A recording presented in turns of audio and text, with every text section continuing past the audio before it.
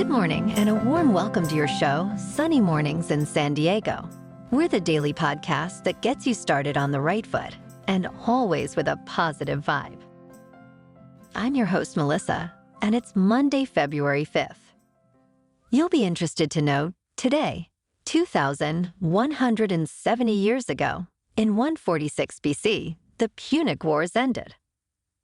The Third Punic War, the last of three between Rome and Carthage, came to an end, culminating in the final destruction of Carthage and the beginning of Roman hegemony over the Mediterranean. Now let's check out the weather in the San Diego area. This morning, it's rainy and 56 degrees with 12-mile-per-hour wind. Tonight, the sun will set at 5:25 p.m., and it will rise again tomorrow at 6:39 a.m. It looks like we're in for a day of rain with a high near 62 and south wind 10 to 15 mile per hour with gusts as high as 25. Chance of precipitation is 80%. New rain amounts between a quarter and half of an inch. Tonight, rain with heavy downpours at times and a low around 54 with southeast wind 5 to 10 mile per hour. Chance of precipitation is 100%. New rain amounts between a half and 3/4 of an inch. In the surf report, Monday, the surf scene could improve, especially in select spots, as the south-southwest swell peaks and merges with a westerly component, potentially creating peaky conditions. Though uncertain, some beach breaks might offer decent surfing opportunities. This blend of swells is expected to linger into Tuesday, but onshore wind might persist.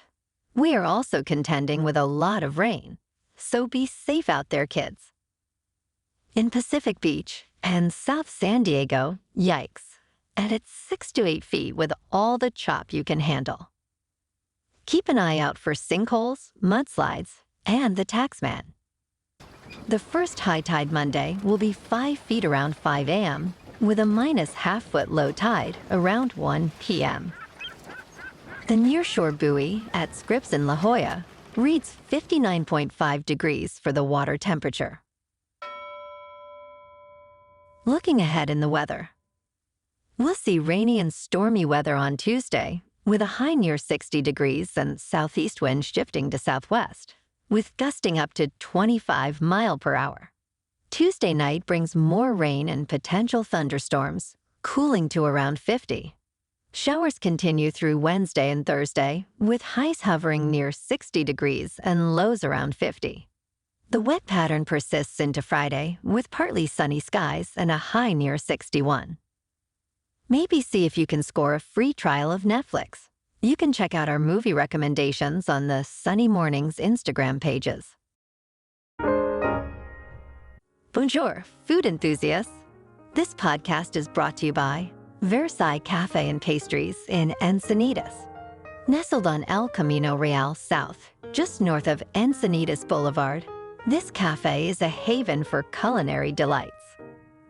Indulge in their amazing Eggs Benedict or their gluten-free crepes. You can grab a panini for lunch or just breeze on through to get your morning coffee. They are open every day from 8 to 5. So stop on by and don't forget to tell them Sunny Morning sent you. In local news, a puppy named Richard, gravely ill with canine parvovirus, has been miraculously cured using a groundbreaking treatment. At only 6 weeks old and weighing under 4 pounds, Richard's prognosis was bleak.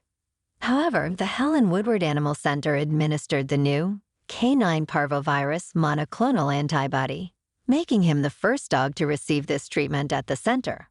Unlike traditional treatments that manage symptoms, CPMA directly combats the virus. Remarkably, Richard responded overnight, reducing the treatment time from a week to just 24 hours and slashing costs from thousands to $200 per vial. This success signifies a significant advancement in treating this deadly canine illness. That just warmed me right up. If you want to see a picture of Richard, head over to our Instagram page. Just search for Sunny Mornings Podcast.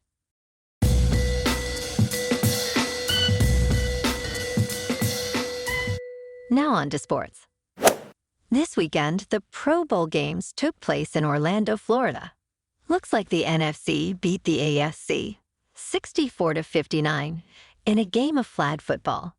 I hope they had some nice weather. Only 6 more days until Super Bowl 58, folks. Also this weekend, the National Hockey League had their All-Star game. This year, they played 2 different games of 3-on-3 with 4 different team captains drafting to build their All-Star team. Team Matthews beat Team Hughes 6-5, and Team McDavid beat Team McKinnon 4-3. Hockey games resume on Monday, but the Ducks and Kings don't play their games until Thursday and Saturday, respectively. In the NBA, this weekend, the Lakers on the road beat the Knicks 113-105, and the Clippers, also on the road, beat the Heat 103-95. Tonight, the Lakers remain on the road to take on the Hornets. In other top news, the FIFA World Cup final in 2026 is set to be hosted in New York, triumphing over Dallas and Los Angeles. This highly anticipated event will take place at New Jersey's MetLife Stadium, a venue with a capacity of 82,500 and home to the NFL's New York Giants and New York Jets. Easily accessible from Manhattan, MetLife Stadium is a familiar venue for major events, having hosted sold-out concerts and a Super Bowl. New York Mayor Eric Adams and New Jersey Governor Phil Murphy actively promoted MetLife Stadium, highlighting the region's infrastructure and global appeal. The U.S., along with Canada and Mexico, are co-hosts for the 2026 World Cup. The tournament kicks off in Mexico City, with the U.S. and Canada hosting games in Los Angeles and Toronto. While Dallas lost the bid for the final, it will host 9 games, including a semifinal, more than any other city. The decision places New York at the forefront of the global sporting stage in July of 2026. Now on to business news. Federal Reserve Chair Jerome Powell, speaking on CBS 60 Minutes, indicates that interest rate cuts are on the horizon, but unlikely to occur in March. Despite Wall Street's expectations, the Fed is seeking more confidence in inflation moving closer to its 2% target before making such a move. Since April 2021, the Fed has implemented aggressive interest rate hikes to combat inflation. Now, with inflation rates easing and the U.S. economy showing strength, including significant job growth and high consumer sentiment, a rate cut seems imminent later this year. Powell emphasizes the importance of restoring price stability and the Fed's non-political stance, despite congressional pressures for early rate cuts. The Fed also keeps a cautious eye on potential economic risks from geopolitical turmoil, though Powell remains optimistic about the economy's trajectory towards a soft landing. In crypto, Bitcoin is at 42,700, Ethereum is about 2,300, and Cardano is down to about 50 cents. Moving on to a more local vibe. In our community spotlight on health and wellness, we are working with a national Pilates studio to bring you some free classes, so listen up.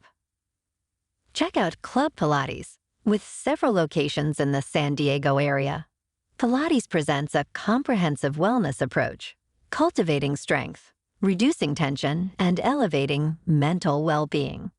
Scientific research affirms its benefits.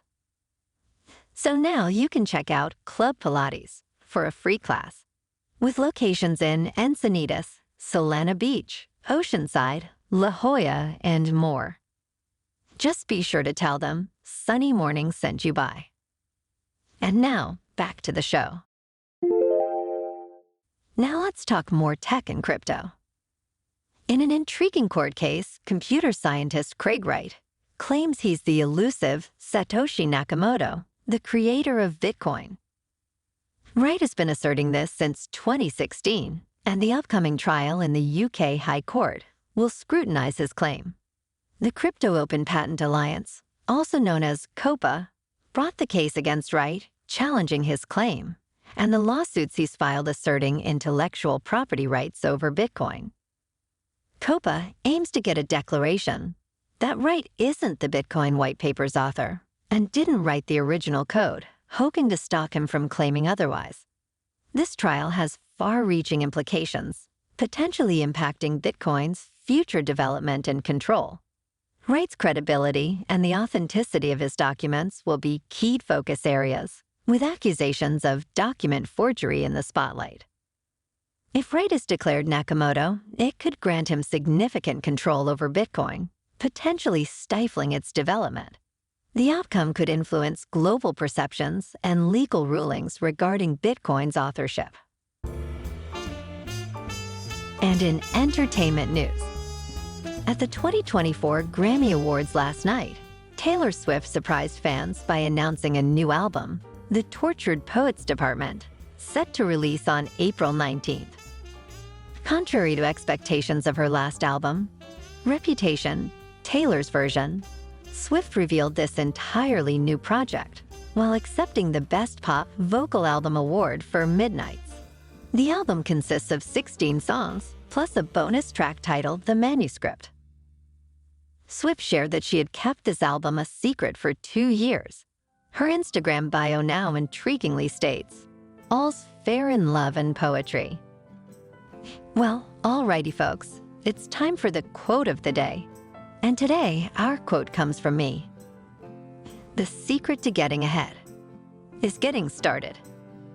So on that note, let's get started. And that's a wrap for this morning. Remember to stay tuned tomorrow for more news and updates. Have an amazing day, my good friends.